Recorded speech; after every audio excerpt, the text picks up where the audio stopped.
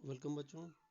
इस वीडियो में हम लघु बीजाणु अथवा परागकण की संरचना को थोड़ा विस्तार से समझेंगे। इससे पहले हमने लघु बीजाणु जनन के बारे में पढ़ा था, है ना। लघु बीजाणु धानी के अंदर जो है लघु बीजाणु मात्र कोशिकाओं से अर्धसूत्री विभाजन के द्वारा लघु बीजाणुओं का निर्माण होता है। लघु बीजाणु की संरचना को हम थोड़ा सा और स्पष्ट रूप से जब थोड़ा डिटेल में देखेंगे तो कुछ इस तरह से नज़र आती है।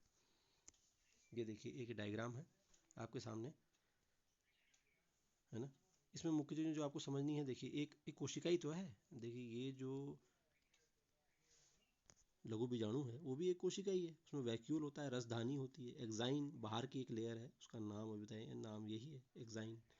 एंटाइन अंदर की लेयर है, ये वाली लेयर अंदर वाली, है ना। जर्मपोर, जहाँ पर ये छूट जा रही है लेयर, है, उसे हम जर्मपोर कहते हैं। इस जी है जर्मपोर, ठीक है। ट्यूब न्यूक्लियस कह सकते हैं या वेजिटेटिव न्यूक्लियस, और ये होता है जनरेटिव न्यूक्लियस। कुछ इस तरह से दिखता है। वैसे मैं आपको बताऊं कि ये जो स्ट्रक्चर है ये और चेंज होगा, है ना। जैसे जैसे ये परागण की प्रक्रिया के द्वारा वहाँ पहुँचता है तो ये और तीन ये भी डिवाइड हो जाता है, ये दो और सेल बन जाते हैं। खैर, फिलहाल आप इतना, जब अगर एग्ज़ाम में आता है तो आपको एक पॉलन का स्ट्रक्चर जब बनाने के लिए आएगा तो आप इसको बना लीजिए, ठीक है। ये स्ट्रक्चर आपको बनाना है।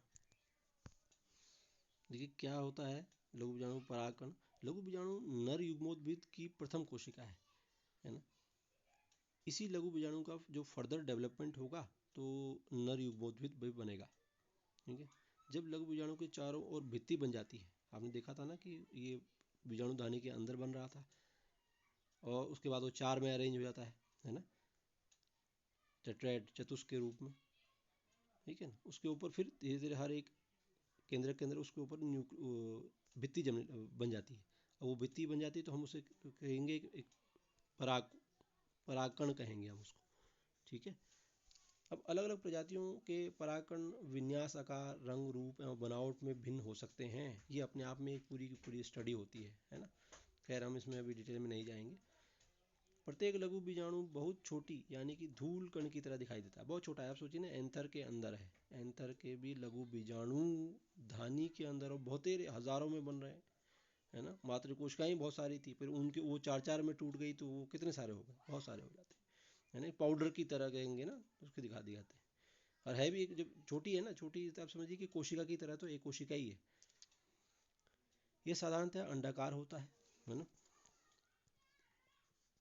इसका व्यास लगभग कितना होता है, 25 से 50 माइक्रोमीटर का होता है। प्रत्येक परागकण में दो भित्तियाँ होती हैं। बाहरी भित्ति को हम कहते हैं क्या, बावेचोल, एक्साइन, और अंतर वाली को हम कहते हैं एक इंटाइन। अभी देखा था ना डायग्राम में, आंतरिक चोल। बावेचोल किसका बना होता है, अब ये आपको याद रखना बच्चों। देखो, ये इसके बारे में एक खास बात है। जो ये बाहरी भित्ति होती है ये बड़ी ही सख्त होती है। ये एक तरह से, अब समझिए इसको कि जो एक्साइन है ना, ये एक्साइन जो है स्पोरोपोलिन एक पदार्थ होता है, उसका बना होता है। स्पोरोपोलिन अपने आप में एक बहुत ही हार्ड पदार्थ है। जल्दी से उसको एसिड के जरिए या गर्मी से जल्दी उसको तबाह नहीं कर सकती, ख़राब नहीं कर सकती, डिजनरेट नहीं कर सकती।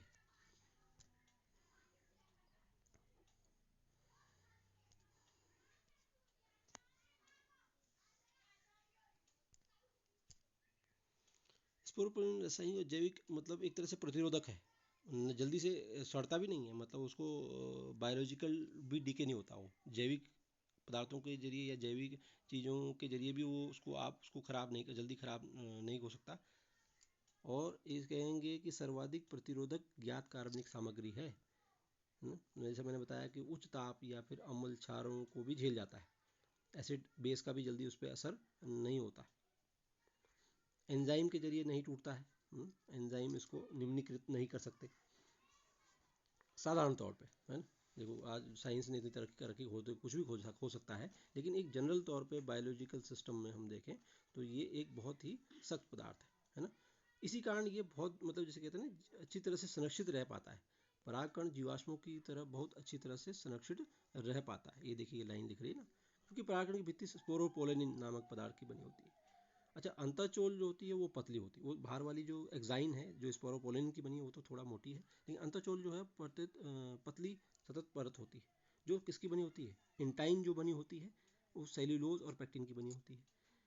बायोचोल में सुस्पष्ट रंध्र या द्वारक होते हैं, है ना, जिन्हें कहते हैं जनन छिद्र या जर्मपोर, जनन छिद्र या जर्मपोर। ठीक, बायोचोल है कहीं कहीं वो नहीं होती है, तो वहाँ पर वो ऐसे गैप सा बन जाता है, उस गैप को हम कहेंगे जर्मपोर, जनन छिद्र।